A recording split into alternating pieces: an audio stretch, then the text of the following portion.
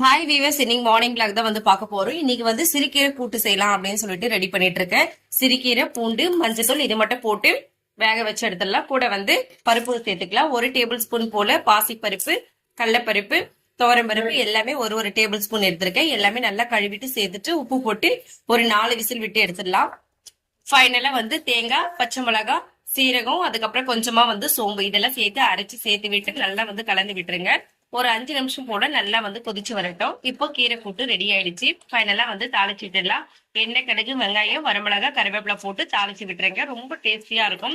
இந்த கீரை கூட்டு வந்து சாப்பிடறதுக்கு அவ்வளவு டேஸ்டா இருக்கும். சாப்பாடோட பிசைஞ்சு சாப்பிடும்போது இன்னும் ரொம்ப சூப்பரா இருக்கும். நீங்களும் ட்ரை பண்ணி பாருங்க. ட்ரை பண்ணி பார்த்துட்டு எப்படி இருக்குன்னு சொல்லிட்டு சொல்லுங்க. அதுக்கப்புறம் காலையில வந்து கேரட் பொரியல் செஞ்சிடலாம் அப்படின்னு சொல்லிட்டு கேரட் எல்லாமே வந்து துருவியாச்சு தாளிச்சு விட்டுடலாம். இன்னைக்கு வந்து முட்டை போட்டு தான் வந்து செய்ய போறேன். நிறைய வெஜிடபிள்ஸ்ல வந்து எக் ஆட் பண்ணி செய்யலாம். ஆனா கேரட்ல எக் ஆட் பண்ணி செய்யறது வந்து ரொம்ப டேஸ்ட் வைஸ் வந்து சூப்பரா இருக்கும். மதியம் லஞ்சுக்கு வந்து பருப்பு, முருங்கைக்காய், கத்திரிக்காய் சாம்பார் தான் வந்து வைக்க போறோம். எக் போட்டு கேரட் பொரியலும் வந்து ரெடி ஆயிடுச்சு. கடாய் ஆம்லேட் வந்து போட்டுடலாம். மிளகாத்தூள், பெப்பர், சால்ட் இது மட்டும் போட்டு கடாய் ஆம்லேட்டும் வந்து போட்டிருக்கோம்.